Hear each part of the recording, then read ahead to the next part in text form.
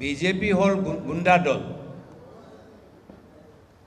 তেওঁলোকে হ'ল গুণ্ডা বাহিনীৰ দল। আৰু অসমৰ ৰাইজে ভালদৰে জানে যে তেওঁলোকৰ এই দাদাগিৰি আৰু নচলিব। বহুত হ'ল তেওঁলোকৰ দপদপনি।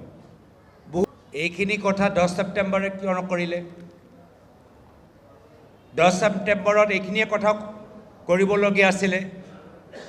যদি কথাবোৰ ইমানেই গুৰুত্বপূৰ্ণ, তো ইমান মাহ, ছেপ্টেম্বৰ মাহ, অক্টোবৰ মাহ, নৱেম্বৰ মাহ, ডিচেম্বৰ মাহ, জানুৱাৰী মাহ, কিমান মাহ হৈ গ'ল মই পাহৰি গ'লোঁ। 5 মাহ হৈ আছে। ইমান ডাঙৰ কথা, ইমান গুৰুত্বপূৰ্ণ কথা, আৰু 5 মাহ তেওঁ বহি আছে, ফাইল তেওঁৰ হাতত, 5 মাহ তেওঁ শুই আছে।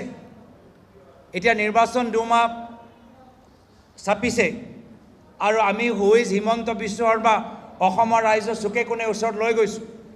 কিমান ক'লোঁ? 12,000 বিঘা মাটি ক'ত লৈছে ময়ো বিশ্বাস কৰা নাই। মই নিজে গৈ চাব লাগিব, মই নিজে গৈ চামগৈ ক'ত আছে। আমি সকলোৱে গৈ আমি চামগৈ, আৰু আমি নিজে চাম আৰু ৰাইজক দেখাম যে 12,000 বিঘা মাটি অসমৰ মুখ্যমন্ত্ৰীয়ে ক'ত লৈছে আমি দেখাম। আৰু ৰাইজক এইখিনি কথা আমি ক'লোৱে। যিদিনা আমি সভাপতি দায়িত্ব ল'লোঁ, সেইখিনিয়ে আমি ৰাইজৰ মাজত, সেইদিনা আমি ৰাইজৰ আগত গোটেইখিনি কথা মুকলি কৰিলোৱে। আৰু ৰাইজে যথেষ্ট আজি ৰাজনৈতিকভাৱে যথেষ্ট সক্ৰিয়।